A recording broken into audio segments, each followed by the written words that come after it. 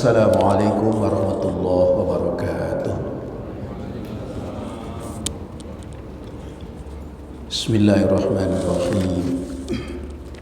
Alhamdulillahi rabbil alamin, wassalatu wassalamu ala sayyidil mursalin sayyidina wa maulana Muhammad wa ala alihi wa ashabihi ajma'in, wa la hawla wa la quwwata illa billahil aliyyil azim.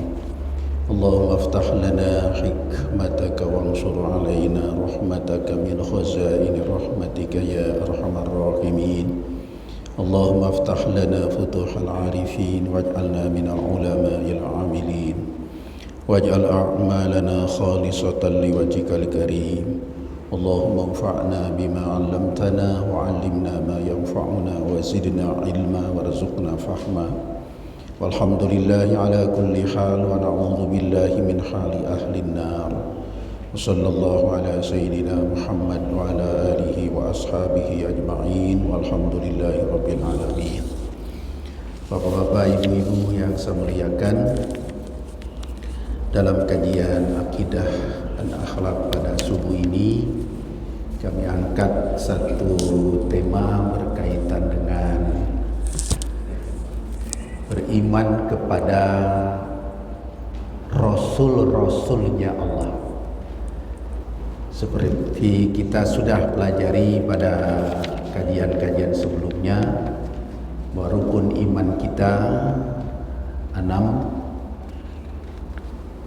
antumina billah wa malaikatihi wa kutubihi wa rusulih.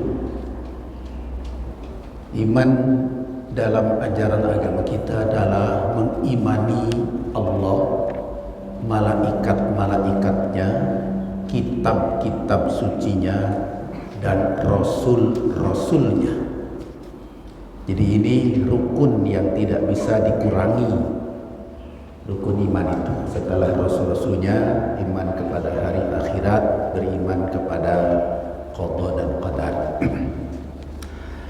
Bapak Ibu yang terhormat, kebetulan kita berada di bulan Desember dalam kalender miladiah. Ini kalender ini memang apa boleh buat, sudah jadi bagian dari kehidupan kita. Miladiah itu maksudnya kelahiran Nabi Isa. Lalu sebutan lain kalender Masehi. Mungkin Masehi itu dari Al-Masih. Sementara Al-Masih sebutan bagi Kangjeng Nabi Isa alaihissalam. Di negeri sono disebut juga kalender ini sebagai Anno Domini. Tetap kaitannya dengan Nabi Isa. Dianggap oleh sebagian orang kalender ini dimulai dari lahir Nabi Isa. Nanti insya Allah saya ulas sedikit tentang benar tidak dihitung dari lahir Nabi Isa. Secara kebetulan juga kalender Nabi Isa ini diawali 1 Januari. Sepekan sebelumnya ada yang diperingati oleh orang Nasrani sebagai hari lahirnya Nabi Isa, katanya begitu, yaitu hari Natal 25 Desember. Jadi kalau kita masuk ke bulan akhir bulan Desember, selalu saja disebut Nabi Isa itu. Oleh mereka disebut Yesus. Nah, jadi apa boleh buat? Ada enggak kaitan dengan akidah Islamiyah sebutan-sebutan ini yang yang diungkap-ungkap setiap bulan Desember? Oleh itu perkenalkan saya dalam kajian ini mencoba satu sisi atau satu sudut, pakai sudut pandangan Islam tentang Nabi Isa alaihissalam, lalu yang diperingati oleh mereka orang Nasrani, lalu bagaimana bedanya pandangan kita dan pandangan mereka tentang Kangjeng Nabi Isa alaihissalam. Dari sisi keyakinan kita tentang Nabi Isa alaihissalam sebagai Nabi dan Rasul tidak boleh diragukan, karena Nabi Isa adalah utusan Allah Subhanahu wa taala. Jelas Quran mengungkapkan seperti itu. Bahkan Kangjeng Nabi juga memberikan komentar atau informasi tentang kerasulan Nabi Isa alaihissalam. Jadi ijma tanpa ragu sedikit pun umat Islam mengimani bahwa Kangjeng Nabi Isa putra Maryam alaihissalam adalah nabi atau seorang nabi dan rasul Allah Subhanahu wa taala. Diutus sebagaimana rasul-rasul yang lain, mengemban tugas dari Allah untuk menyampaikan risalah kebenaran. Itulah Kangjeng Nabi Isa alaihissalam. Maka dalam tulisan saya ini sudah saya sampaikan kalau tidak salah beberapa waktu lalu, mungkin setahun yang lalu ya, tentang para nabi dari Nabi Adam sampai Nabi Muhammad SAW. Seluruhnya adalah bukti rahmat Allah Subhanahu wa taala. Saya mulai dari Kangjeng Nabi Adam diturunkan ke bumi, ternyata tidak dilepas begitu aja. Nabi Adam dan Siti Hawa nanti akan beranak berketurunan, jumlahnya banyak sekali, tidak dilepas begitu saja, tapi Allah sayang. Maka Allah berfirman, "Qul nahbitu minha jami'a fa imma ya'tiyannakum minni huda faman tabi'a hudaya fala khaufun 'alaihim wa lahum yahzanun." Adam, Hawa, turun kalian semua ke bumi, hidup di bumi, berketurunan, aktivitas segala macam silahkan. Lalu jika kalian nanti telah datang hidayah dariku, lalu kalian ikut huda, petunjukku, kalian selamat kembali ke surga nanti. Itu kasih sayang Allah. Nah, maka Allah sejak Kangjeng Nabi Adam mengutus huda itu dari zaman ke zaman sebagai pembimbing umat manusia supaya mereka selamat kelak kembali ke surga. Itulah huda para nabi, para rasul. Dari rentetan para nabi rasul kita baca di Al-Quran, yang wajib kita ketahui ada 25 karena namanya disebut. Beberapa nama tidak disebut dalam Al-Quran, tapi bagi kita kewajiban cukup yang disebutkan saja. Di luar itu tidak wajib kita mengetahuinya ya, karena akan sangat memberatkan juga. Ibnu Abbas ditanya berapa jumlah para nabi, 120.000. Bagaimana kita mau menghafalnya kalau wajib menghafal? Rasul 313, susah juga ngapalin. Maka dengan kasih sayangnya cukuplah kita mengimani 25 yang disebut dalam Al-Quran. Itulah. Lalu ketemulah dari 25 itu Kangjeng Nabi Isa alaihissalam. Itulah keyakinan kita terhadap Kangjeng Nabi Isa alaihissalam. Tetapi dalam kehidupan di mana kita bergaul dengan berbagai macam umat manusia dengan keyakinannya yang beragam-ragam itu, dijumpai di tengah kehidupan umat manusia yang sama-sama mengetahui, mempercayai adanya sosok yang namanya Nabi Isa, tapi dengan pandangan dan keyakinan yang berbeda. Nah, ini fakta yang ada di kehidupan manusia ini.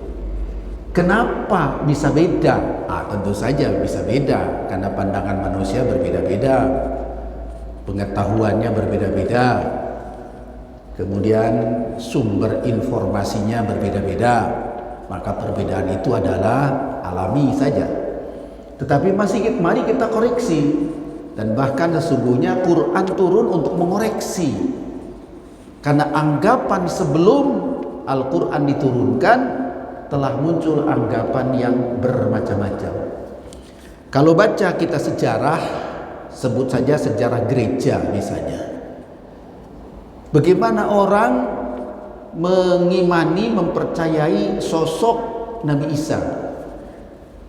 Dalam bahasa Arab Isa, dalam bahasa Ibrani Yesus, dalam bahasa dalam bahasa Yunani Yesus, dalam bahasa Ibrani Yosua, orangnya itu juga, hanya sebutan saja sesuai dengan ejaan bahasa masing-masing.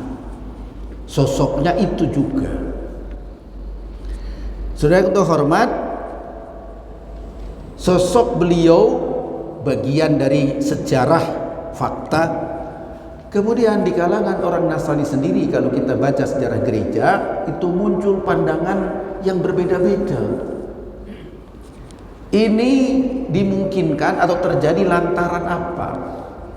Kanjeng Nabi Isa memang bagian dari sejarah hidup di kalangan masyarakat, tapi dalam kondisi yang digambarkan oleh para ahli sejarah, beliau mengemban tugas sebagai nabi dan rasul di tengah masyarakat yang terjajah, penguasanya cukup zalim, sehingga Kanjeng Nabi Isa juga sebelumnya Kanjeng Nabi Yahya, sebelumnya lagi Kanjeng Nabi Zakaria, dalam dakwahnya tidak bisa terang-terangan karena dalam pengawasan penjajah yang zalim juga.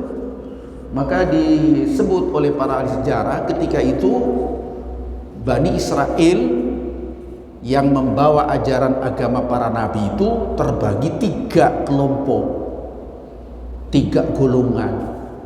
Ada golongan yang disebut Yahudi Farisi, ada Yahudi Saduki, ada Yahudi Essenes, ada kelompok Yahudi yang nempel kepada penjajah jadi penjilat, ada kelompok Yahudi yang munafik, ada kelompok Yahudi Bani Israel yang lurus. Jadi pada zaman kehidupan Nabi Isa alaihissalam, Nabi Zakaria, Nabi Yahya, ada 3 golongan. Itu sesungguhnya memberikan gambaran saat itu pun tidak utuh Bani Israel. Bahkan kasus Nabi Isa ditangkap karena memang ada antek-antek Yahudi juga, Yahudi Farisi dan Yahudi Saduki, sehingga Nabi Isa itu ditangkap dan seterusnya.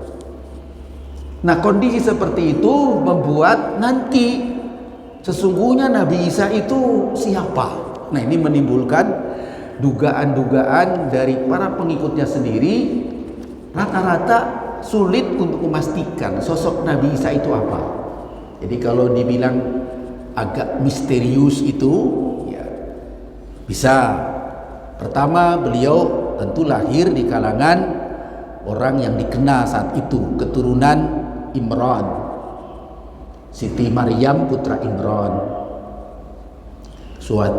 istrinya kemudian istrinya Imran namanya Hannah punya kakak perempuan, jadi istrinya Nabi Zakaria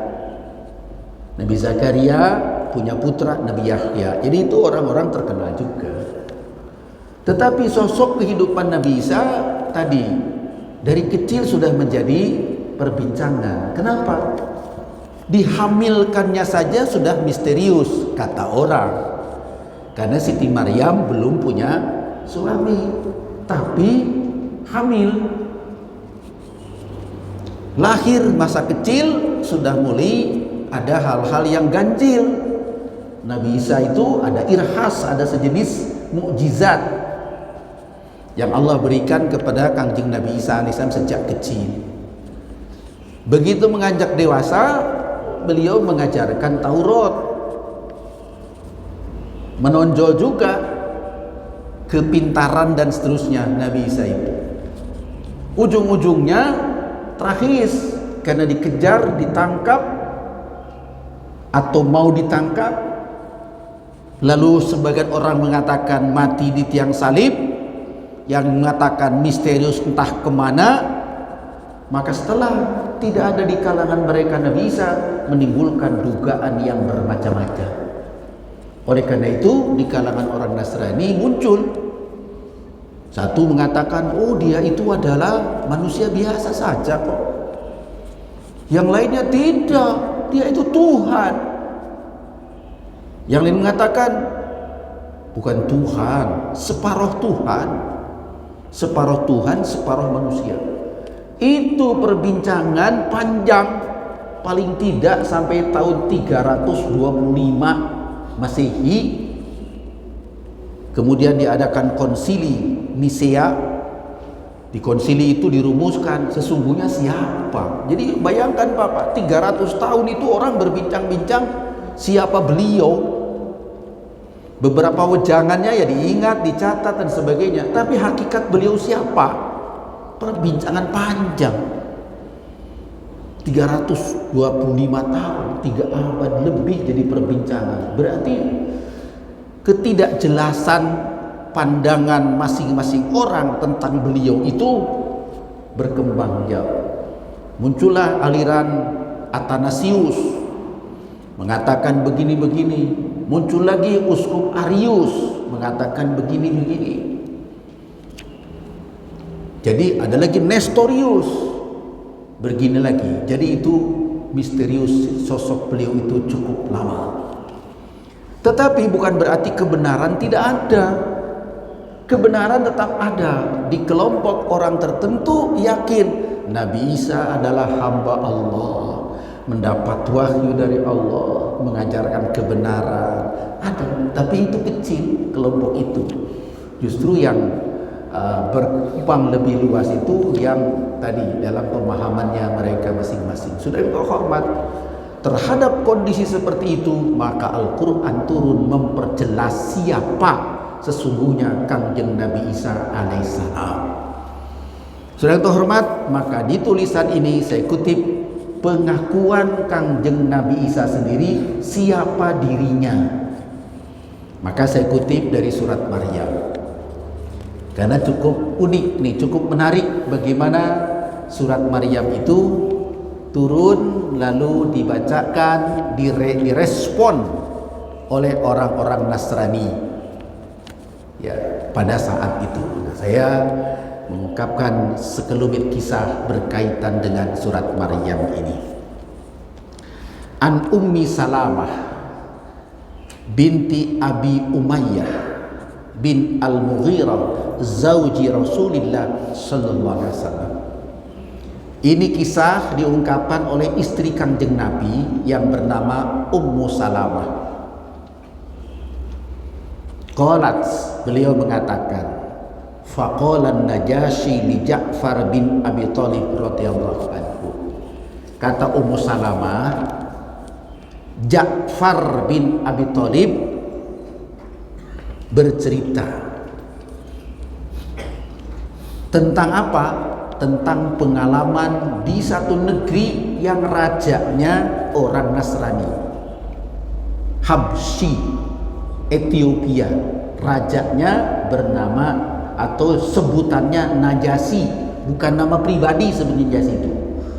Kalau di kita disebut raja, di sana disebut kaisar, di Persia disebut apa namanya? Ada sebutan lagi. Kemudian di Habsyi itu sebutan Najasyi.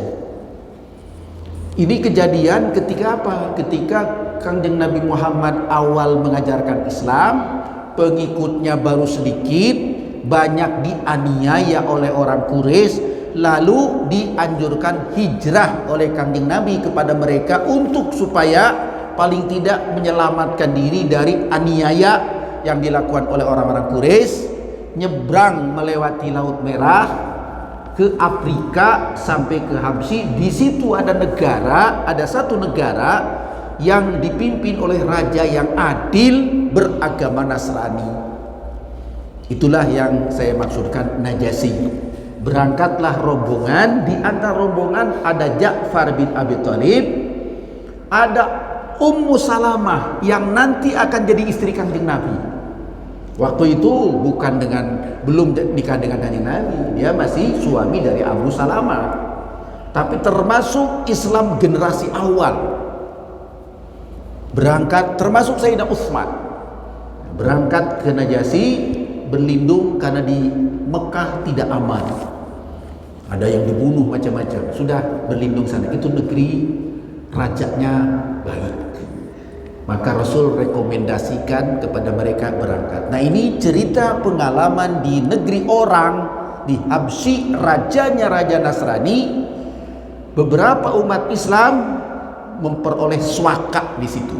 Di antaranya Ja'far, Ummu Salamah, kemudian Utsman bin Affan dan beberapa. Wa hormat, berceritalah Ummu Salamah ketika itu ada terjadi sesuatu.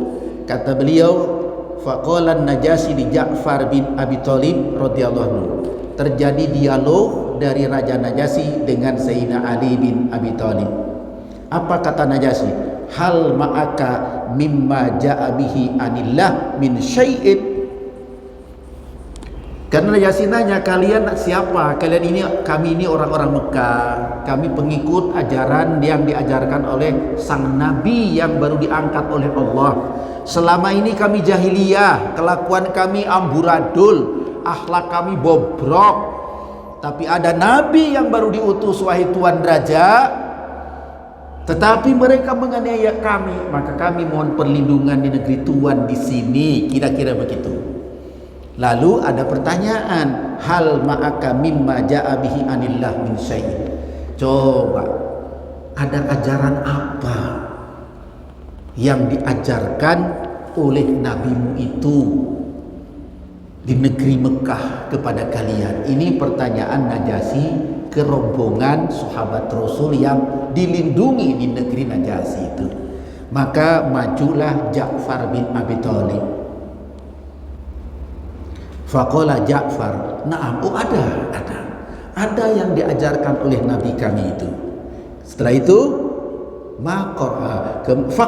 faqra'hu alayya. Kalau gitu bacakan olehmu apa ajaran nabimu itu yang sekarang. Qalat, maka Ummu Salamah mengatakan, faqra alaihi sadran min kaf ha ya ain sad. Lalu Ja'far bin Abi Thalib membacakan surat Kaf ha ya ain sad. Surat apa itu, Pak? Surat Maryam. Itulah yang dibaca oleh beliau dari awal.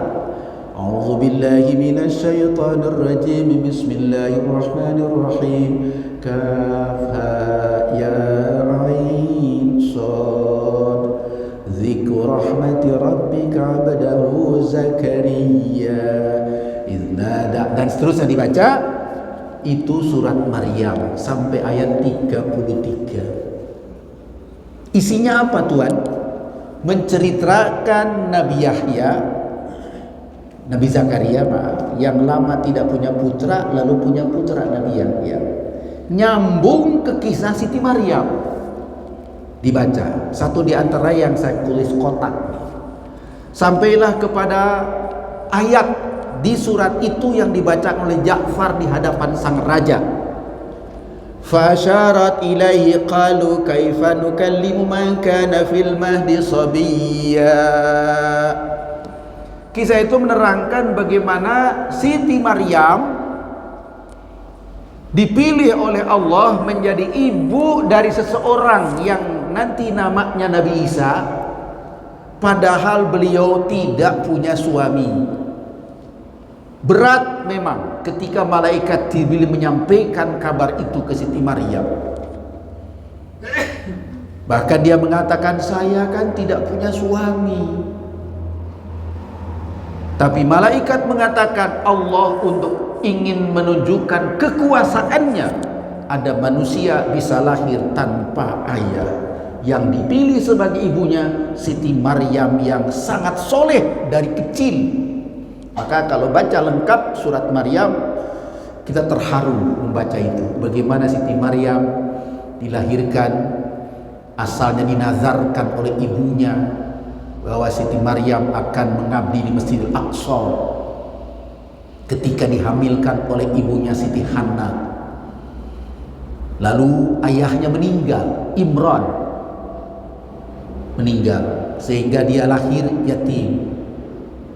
Tidak lama kemudian ibunya meninggal juga, yatim piatu Siti Maryam. Tapi soleh, istri wanita paling soleh.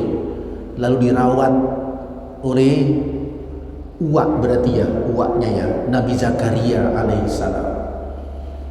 Begitu menginjak balik, sudah mulai haid, datang malaikat Jibril. Allah pilih kau jadi ibu seorang yang soleh. Kaget luar biasa beliau. Bisa Bapak bayangkan beban mental beliau seperti apa.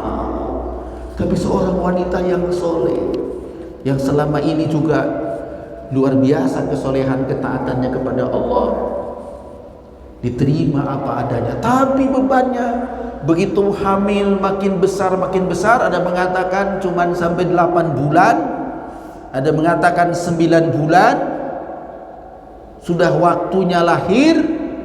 Maka beliau mengasingkan dari kampungnya untuk menghindarkan fitnah, barangkali tujuannya begitu. Ke satu negeri, ke satu kampung, di luar kampung maksud saya. Di situ ada pohon kurma, di situ ada parit air yang ngalir sedikit. Kebetulan lagi musim panen kurma. Rasa sudah mau melahirkan, terasa berat sekali. Beliau meratap kepada Allah, ya Allah, rasanya lebih baik saya tidak diberi hidup olehmu ya Allah, kalau begini beban saya. Tapi malaikat Jibril menghibur dia supaya beliau bersabar. Tepuk saja itu pohon kurma, kalau kau mau makan, buahnya sudah matang, nanti jatuh. Kalau mau minum air ini bersih. Malaikat menghiburnya. Bayangkan Pak, sendirian melahirkan di bawah pohon kurma. Kemudian lahirlah beliau. Sudah lahir, diperintahkan malaikat Jibril untuk bernazar saum bicara, gak usah bicara, sebab nanti orang akan ngomong macam-macam. Betul. Begitu beliau sudah melahirkan, digendongnya sang jabang bayi pulang ke kampung. Masya Allah, orang-orang merubutin dia, menuduh macam-macam. Kamu wanita mencemarkan nama baik keturunan Nabi Harun. Kau wanita keturunan yang baik-baik, kamu bawa anak tidak punya suami. Itulah orang Yahudi waktu itu menuduh Siti Maryam telah berbuat zina. Bapak bayangkan itu bagaimana beban mental Siti Maryam ketika itu. Pulang ke kampung dituding macam-macam. Nah, Siti Maryam tidak komen apa-apa. Ya, kemudian Siti Maryam ketika dituduh apa? Fa asyarat ilai qalu kaifa nukallimu man kana fil mahdi sabiyya. Kepada orang yang nuding-nuding, Siti Maryam kasih isyarat, tanya saja ke anaknya kalau kalian ingin tahu ini anak dari mana, siapa dia yang digendong itu. Fa asyarat, Siti Maryam memberi isyarat ilahi kepada orang yang nuding-nuding itu. Lalu mereka mengatakan, kaifa nukallimu man kana fil mahdi sabiyya. Bagaimana aku nanya bayi? Bagaimana aku nanya bayi? Karena Siti Maryam gak mau komen, tanya aja anaknya. Sudah terhormat, qala, berkatalah sang jabang bayi. Saya kasih komentar dari tafsirnya Imam Nawawi ya, dari Maraghlabid nih. Huwa saghirun ibnu arba'ina yauman. Ketika itu Nabi Isa bayi usia 40 hari. Berarti masih merah itu, digendong sama mamanya ya. Ruya anna Isa kana yardhamu. Ketika itu Nabi Isa sedang netek, sedang nyusu. Kemudian falamma sami'a dzalik, ketika sang jabang bayi yang netek mendengar orang heboh-heboh nuduh-nuduh ibunya seperti itu, menuding-nuding buruk kepada ibunya itu, terqarada Siti Nabi Isa yang sedang netek berhenti neteknya. Kemudian wa aqbala alaihim biwajhi, menengok si bayi yang lagi digendong, nengok kepada orang yang nuding-nuding itu, memandangkan mukanya ke yang nuding itu. Kemudian wattaka ala yasari, lalu nyender ke sebelah kirinya. Kemudian wa asyara bisawati yamini, dia isyarat dengan telunjuk kanannya. Kemudian fatakallama Isa, bicara itu sang jabang bayi. Ini pembicaranya. Nah, di sini kita akan tahu siapa Nabi Isa. Sehingga berbagai tuduhan yang macam-macam itu udah ketutup sama jawaban ini. Kata Nabi Isa, "Inni Abdullah." Sang jabang bayi yang baru 40 hari mengatakan, "Saya adalah hamba Allah. Atani al-kitab." Ini atani itu kata para ahli tafsir ini unik juga. Ini fi'il madhi, telah mendatangkan kepadaku kitab suci. Tapi belum, orang masih bayi, belum dapat Injil, tapi menggunakan fi'il madhi. Atani itu fi'il madhi, bukan akan diberikan, tapi sudah diberikan. Nah, ini menyangkut masalah waktu. Maka ahli bahasa mengatakan sesungguhnya Nabi Isa waktu belum dapat Injil, tapi menggunakan kata-kata telah diberikan kepadaku kitab suci. Artinya apa? Isyarat bahwa yang akan terjadi itu pasti adanya. Aku hamba Allah, akan diberikan, pasti akan diberikan kepadaku nanti kitab suci Injil. Atani al-kitab wa ja'alani nabiyya, dan Allah akan menjadikan aku sebagai nabi. Wa ja'alani mubarakan aina ma kuntu, Allah akan menjadikan kepadaku keberkahan dimanapun aku berada. Wa usani bis shalat, dan akan diperintahkan Allah kepadaku untuk salat. Wa zakata, dan zakat, madumtu hayya, selama aku hidup. Itu jawaban Nabi Isa kepada orang-orang yang berebutin, yang sedang menuduh-nuduh Sayyidah Maryam ya sebagai seorang soleh, dituduh macam-macam. Yang jawabnya putranya sendiri Nabi Isa alaihissalam. Wa barron bi walidati, dan aku diperintahkan untuk bakti kepada ibuku. Walam yaj'alni jabbaran syaqiyya, dan tidak akan Allah jadikan aku sebagai orang yang sombong dan orang yang durhaka, yang celaka. Wassalamu alayya, salam sejahtera bagiku, yauma wulidtu, pada hari aku dilahirkan, wa yauma amutu, dan pada hari aku mati nanti, wa yauma ub'atsu hayya, dan pada hari aku kelak di hari kiamat dibangkitkan kembali. Surat Maryam. Saudaraku, fabakia, Najasyi nangis mendengarkan bacaan yang begitu indah surat Maryam, dari awal dibaca oleh Sayyidina Ja'far bin Abi Thalib sampai ke kisah Nabi Isa ini. Nangis itu Raja Najasyi. Fabakia, dia nangis, wallahi an-najis hatta akhdalat, sampai basah kuyup jenggotnya sang raja mendengarkan kisah ini. Wabakat asaqafatuhu, para uskup itu pemimpin Nasraniyah. Kalau sekarang itu tertingginya paus, lalu di bawahnya uskup, lalu kardinal.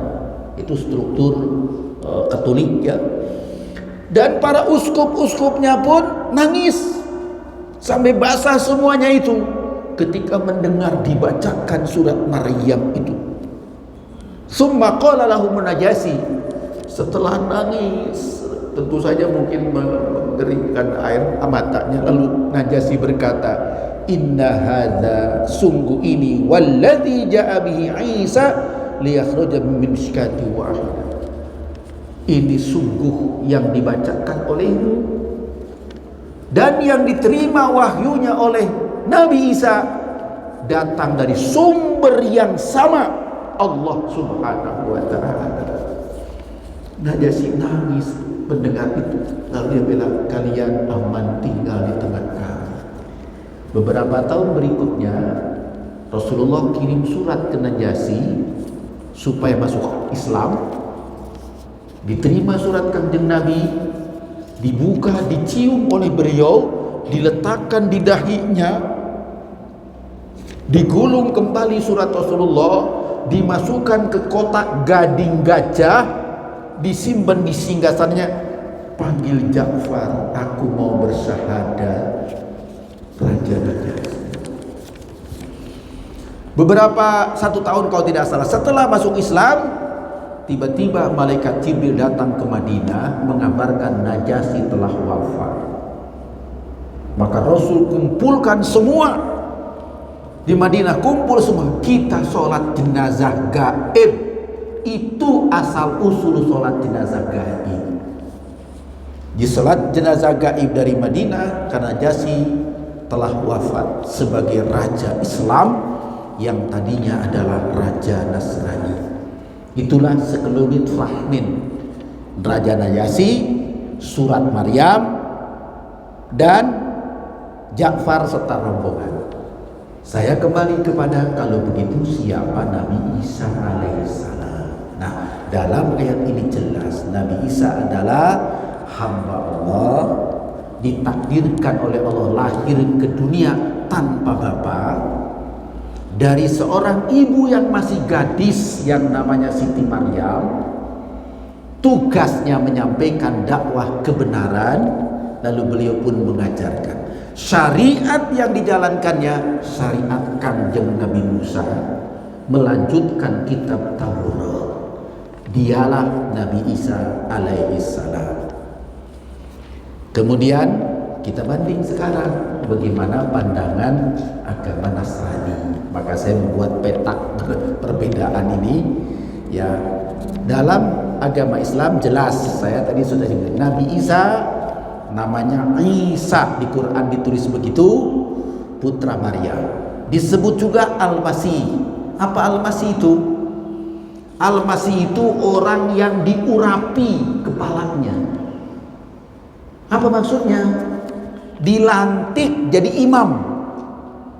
Jadi tradisi Bani Israel, kalau ada orang menjadi pemimpin bagi umatnya, maka dilantik dia. Cara dilantiknya diusap kepalanya oleh minyak wangi, maka disebut Al-Masih. Itulah sebutan Al-Masih ini. Maka Nabi Isa disebut Isa Al-Masih. Ini fakta seperti itu juga disebut-sebut oleh orang Nasrani sendiri. Tapi diterjemahkan kata Al-Masih dalam bahasa Arab atau bahasa Ibrani, diterjemahkan oleh orang Yunani, Greek, menjadi Kristos. Al-Masih itu Kristos kata mereka, maka pengikutnya jadi Kristen. Jadi itu diambil dari Al-Masih. Maka Nabi Isa itu sering disebut Al-Quran Al-Masih ibnu Maryam, Al-Masih putra Maryam. Itu kan Nabi Isa. Dia adalah hamba Allah, berarti makhluk. Dia anak manusia, tidak berayah. Dia bukan anak Allah, dia bukan Tuhan. Dia adalah Nabi, dia ada Rasul untuk Bani Israel. Dia hidupnya diberkati dan tidak mati di kayu salib. Itu keyakinan umat Islam, supaya jelas bedanya. Jadi jangan campur baur ikut-ikutan. Sementara orang Nasrani gimana? Nah, orang Nasrani mengatakan Nabi Isa itu, atau yang dalam bahasa Greek disebut Yesus, adalah satu, namanya Yesus, bahasa Greek itu ya. Kemudian disebut Kristus atau Kristos, itu bahasa Greek, terjemahan dari Al-Masih. Kemudian tidak berayah manusia, ya sama dengan kita. Tapi sudah mulai keempat mereka menyebut anak manusia juga, ya. Begitu sampai ke nomor 5, dia bilang anak Allah yang tunggal, anak Tuhan yang tunggal. Nah di sini beda Pak. Jadi kita tidak sama punya keyakinan dengan mereka. Mereka menyebut anak Tuhan. Nah, dari mana mereka menyebut anak Tuhan? Disinilah dugaan mereka. Pertama, karena mukjizat Nabi Isa yang dianggap luar biasa. Kedua, pengaruh filsafat, teologi penganut agama-agama saat itu atau sebelumnya. di mana Tuhan beranak itu banyak diyakini oleh berbagai agama kuno. Di Romawi, di Yunani yang namanya Tuhan itu punya anak, Pak. Bahkan di Hindu juga Tuhan punya anak. Bapak pernah dengar nggak? Werkudara itu anak siapa, Pak? Orang Jawa. Werkudara anak siapa? Anak dewa siapa? Dewa Indra ya? Saya juga lupa. Kemudian yang lain, Janoko, Arjuna, anak dewa. Jadi dewa itu punya anak, Tuhan punya anak. Itu di Hindu punya anak itu. Walaupun kemarin agak heboh dikit dengar beritanya. Apa itu? Ada orang Nasrani mengatakan Sang Hyang Yesus itu adalah anaknya Sang Hyang Widiwese. Ada, saya baca di medsos itu. Ada heboh orang Bali, orang Hindu protes sebab ada orang Nasrani mengatakan Sang Hyang Yesus adalah anak Sang Hyang Widi. Kemana-mana ini ya. Tetapi keyakinan bahwa Tuhan punya anak saat itu memang di mana-mana, berdasarkan filsafat pemikiran mereka sendiri. Itu ada pada zaman Kanjeng Nabi Isa.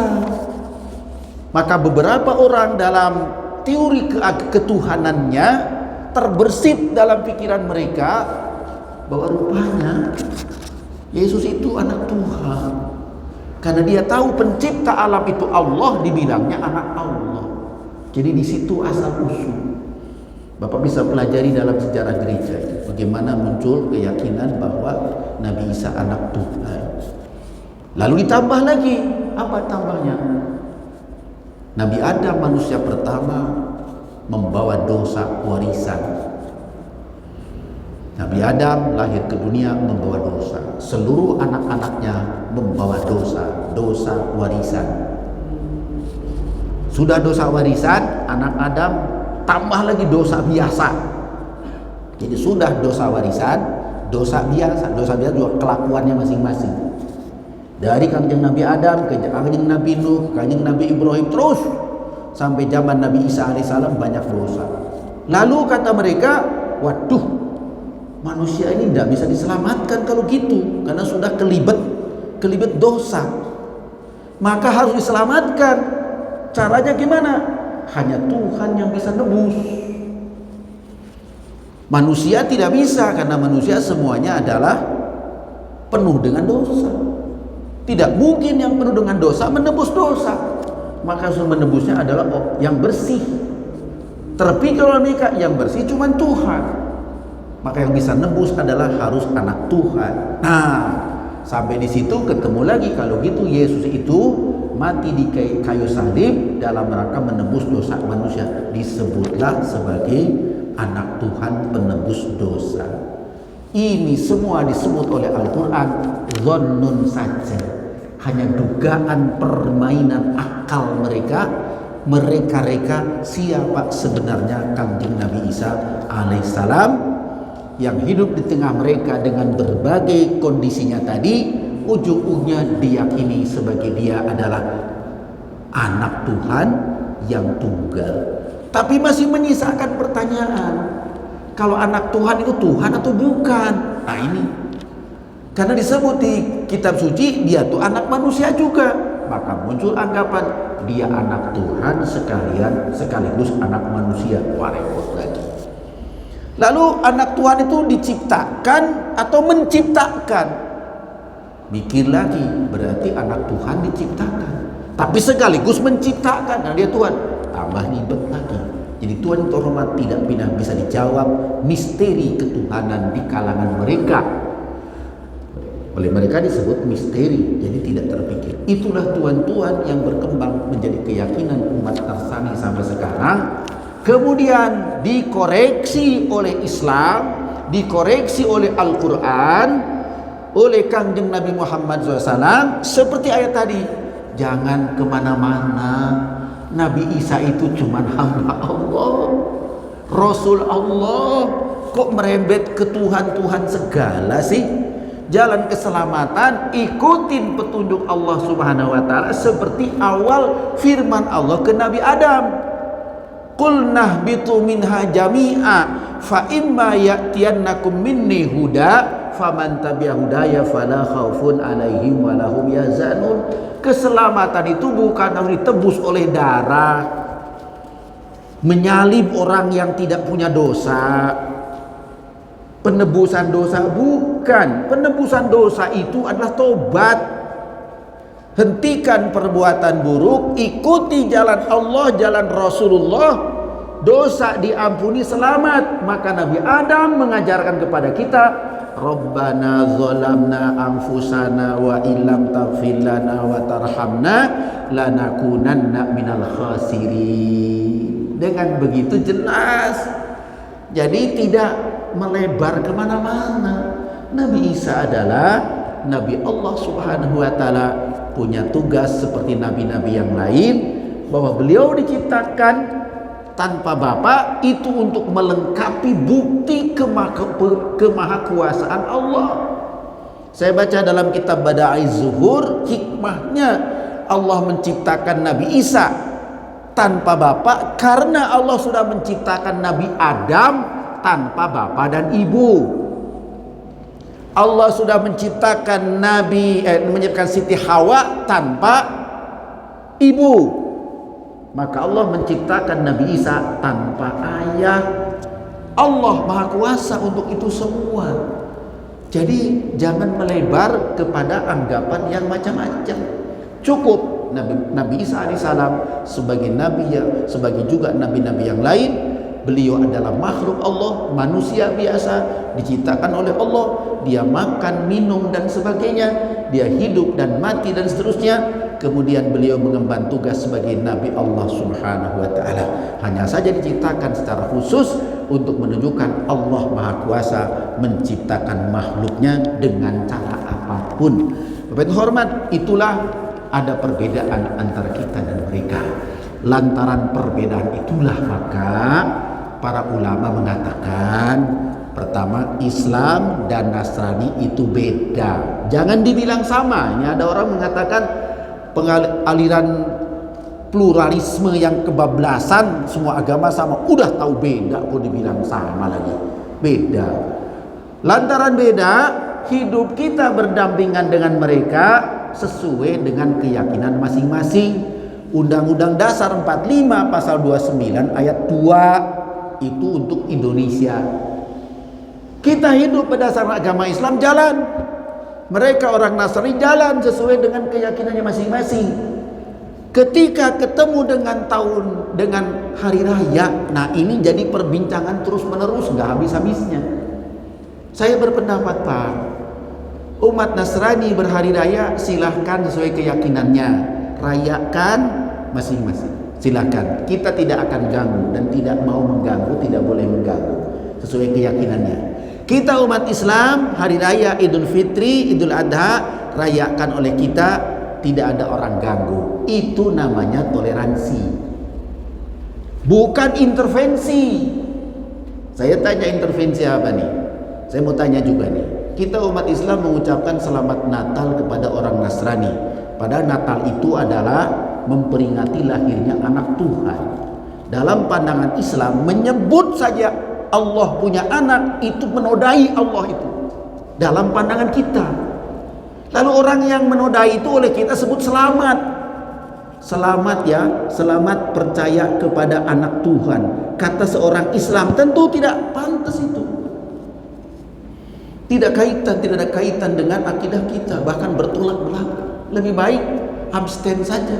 Saya tidak komen bahwa Bapak, saudara orang Nasrani seperti itu keyakinan, itu urusan Bapak. Saya tidak komen apa-apa. Nah, kalau Bapak mengucapkan selamat berarti Bapak ikut terhadap hakikat hari raya. Sebetulnya Pak, orang Nasrani juga tidak usah mengucapkan selamat Idul Fitri dalam pandangan saya. Kenapa? Karena mereka juga kalau tahu tidak ada hubungan antara mereka dan Idul Fitri, Pak. Mari kita lihat hakikat hari raya. Hakikat hari raya Natal adalah mereka bergembira karena kelahiran anak Tuhan, menebus dosa, mati di kayu salib. Itulah mereka gembira dengan itu. Maka jadilah hari raya Natal. Sekarang orang Islam. Orang Islam gembira apa? Orang Islam gembira karena selesai saum Ramadan siangnya, tarawih malamnya, zakat fitrah, maka walitukmilu iddata walitukabbirullaha ala ma hadakum wa la'allakum tashkurun. Itu lebaran. Lantaran kita habis saum, lantaran kita banyak ibadat di Ramadan, lalu sempurnakan dengan zakat, maka bersyukur kepada Allah, bersukacita karena Allah menjanjikan pahala terbaik. Kita ucapkan taqabbalallahu minna wa minkum. Itu namanya lebaran hari raya umat Islam. Saya tanya, orang Nasrani percaya nggak sih kepada adanya saum Ramadan? Percaya nggak terhadap balasan Allah tentang zakat fitrah, sholat taraweh, saum Ramadan? Percaya nggak terhadap kitab suci yang mencantumkan perintahnya, yaitu Al-Quran? Kan tidak percaya mereka.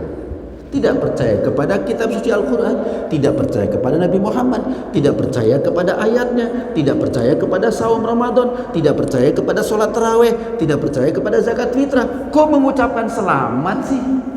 Kayaknya mereka kagak ngerti itu. Jadi oleh mereka, oleh kita selama ini hanya dipandang hari raya itu hanya sekedar senang-senang. Nah kalau senang-senang mah eksagerasi doang, bukan hakikat hari raya. Jadi sesungguhnya saya melihat umat sekarang itu tidak paham apa hakikat hari raya dalam masing-masing agama. Lalu satu sama lain mengucapkan selamat, padahal tidak ada relevansinya dengan keyakinan yang berbeda itu. Nah ini kalau menurut saya tentang apa makna hari raya dan sejauh mana kita diperintahkan mengucapkan selamat ke lintas agama. Setahu saya tidak ada, Pak. Itu ucapan selamat hanya internal agama masing-masing, tidak ada lintas agama. Siapa yang merintahkan itu mengucapkan selamat lintas agama? Tidak ada. Toleransi itu mempersilahkan orang lain tanpa kita mengganggu sedikit pun, supaya bebas mereka melakukan sesuai keyakinannya. Itu toleransi. Bukan ada intervensi lintas agama. Walaupun dalam bentuk mengucapkan selamat, menurut pendapat saya tidak perlu. Tidak ada yang menyuruh umat Islam mengucapkan selamat Natal, tidak ada orang yang menyuruh umat Nasrani mengucapkan selamat Lebaran. Tapi Pak Ustadz kan bergaul kita sehari-hari, Pak Ustadz. Iya, bergaul masih silahkan. Siapapun orang sakit tolong obatin, siapapun orang lapar kasih makan. Itu hidup kemanusiaannya. Siapapun senyum kepada kita, balas dengan senyum juga. Sudah. Nah sekarang saya ketemu Pak Ustadz di jalan dengan orang Nasrani mengucapkan selamat pas hari Natal. Terima nggak? Terima aja. Tapi kita bukan mengucapkan selamat Natal, kita hanya secara kemanusiaan kita hubungannya baik. Dia senyum, kita senyum, gitu. Jadi untuk hormat, soal urusan agama ada hakikat dari hari raya keagamaan itu, ada landasan yang jelas. Cuman nampaknya ini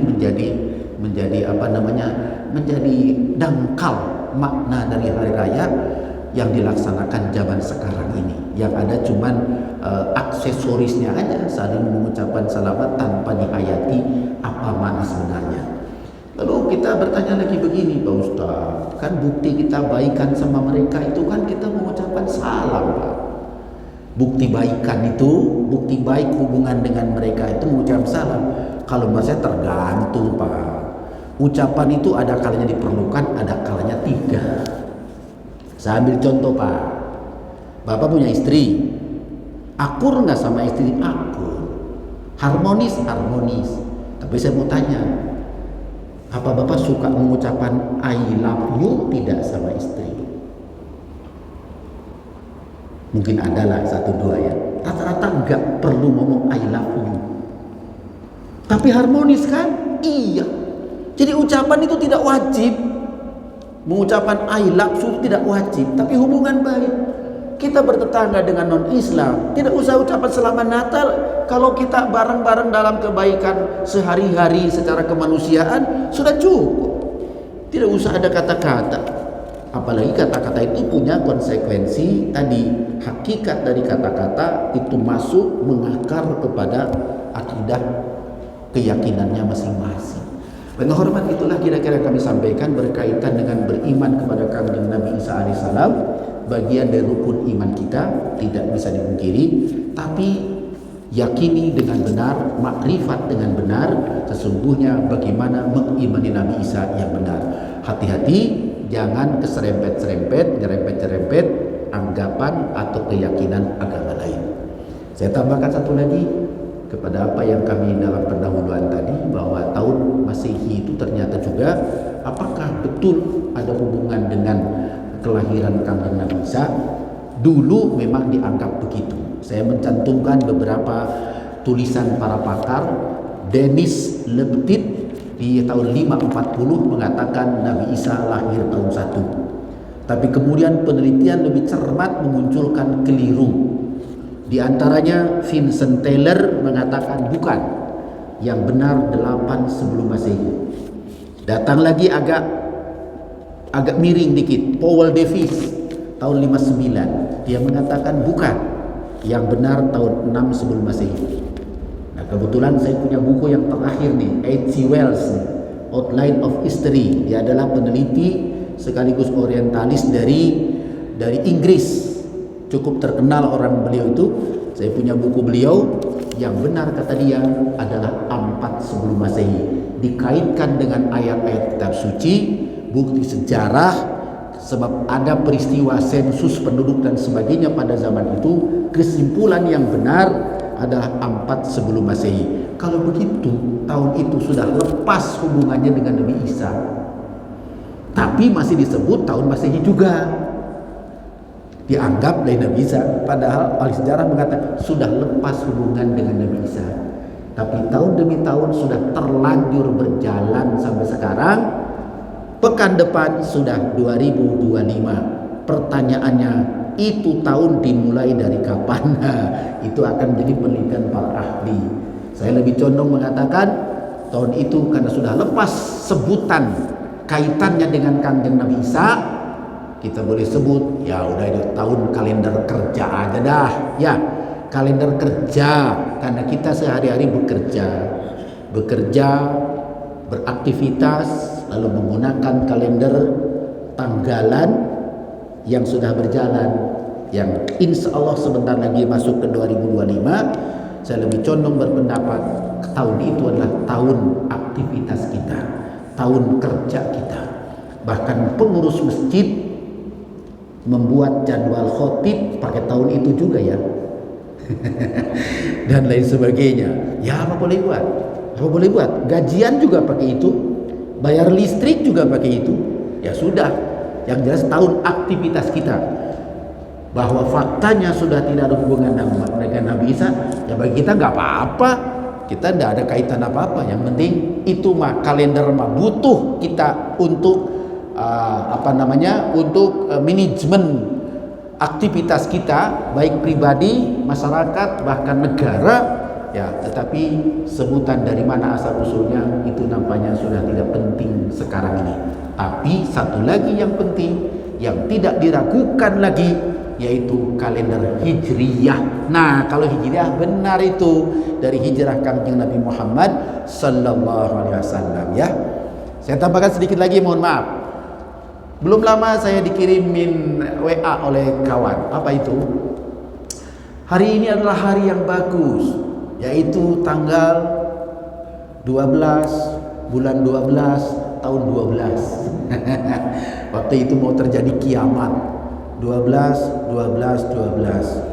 Maaf, saya berpendapat semua kalender Masehi tidak ada makna spiritual apapun. Satu, tahunnya tadi saya sudah bantah, tidak jelas. Kedua, tanggalannya juga dikarang-karang sendiri. Buktinya apa? Februari cuman dikasih 28 seperempat. Januari dikasih 31, Maret 31, April 30. Kok gak adil bagi-baginya itu? Berarti ada unsur apa itu kok diubah-ubah, dibeda-beda begitu? Padahal yang namanya hari berputarnya kan konstan. Berarti di situ ada tahyul, Pak. Tapi sudah terlanjur, ya sudahlah, sudah terlanjur dipakai. Kenapa itu dikasih segitu? Kenapa Agustus kasih 31, Juli 31? Itu semua mohon maaf tahyul. Tapi sudah terlanjur, ya terserah Bapak. Nama juga nama dewa, hampir semua nama dewa. Dewa Janus, Februari bukan nama dewa itu, nama peribadatan. Mars, Aphrodite, Mayesta, Juno, itu nama dewa semua itu. Jadi kalender Masehi tidak punya makna spiritual apapun. Yang punya makna spiritual kalender Hijriyah. Tanggal 13, 14, 15 setiap bulan sunnah saum hari putih. Pahalanya lebih besar daripada tanggal 12, tanggal 11. Dengan tanggal 17 beda. Berarti ada tuh 1 Muharram atau 10 Asyura, 1 Syawal, 10 Zulhijjah, 9 punya makna spiritual, punya nilai tersendiri. Tapi di kalender Masehi tidak ada, Pak. Itu hanya iseng-iseng orang aja kalau mengaitkan dengan kalender. Nah, ini sedikit perbandingan, Pak, antara peradaban budaya yang hidup, yang lahir dari akidah Islamiyah kemudian jadi peradaban kita, dibandingkan dengan yang tadi saya katakan yang rata-rata hanya berdasarkan dugaan saja. Mohon maaf, wallahu a'lam bishawab. Mudah-mudahan perbincangan kita pagi ini, satu, kalau ada salah dimaafkan oleh Allah Subhanahu wa taala. Kalau ada baiknya, mudah-mudahan ada manfaat buat kita semua. Dan ke depan kita mohon petunjuk Allah tetap menyertai kita semua. Kita lurus dalam hidayah Allah Subhanahu wa taala. Allahumma shalli ala sayyidina Muhammad wa ala alihi wa ashabihi ajma'in. Allahumma aghnina bil ilmi wa zayyinna bil hilmi wa akrimna bit taqwa wa jamilna bil afiyah. Allahumma hdina siratal mustaqim, siratal ladzina an'amta 'alaihim minan nabiyyin was-siddiqin wasyuhada'i was-shalihin. Allahumma anta rabbuna farzuqnal istiqamah. Allahumma anta rabbuna farzuqnal istiqamah. Allahumma anta rabbuna farzuqnal istiqamah. Rabbana atina fid dunya hasanah wa fil akhirati hasanah wa qina adzabannar. Wa sallallahu ala sayyidina Muhammad wa ala alihi wa ashabihi ajma'in. Walhamdulillahi rabbil alamin. Wassalamualaikum warahmatullahi wabarakatuh. Allah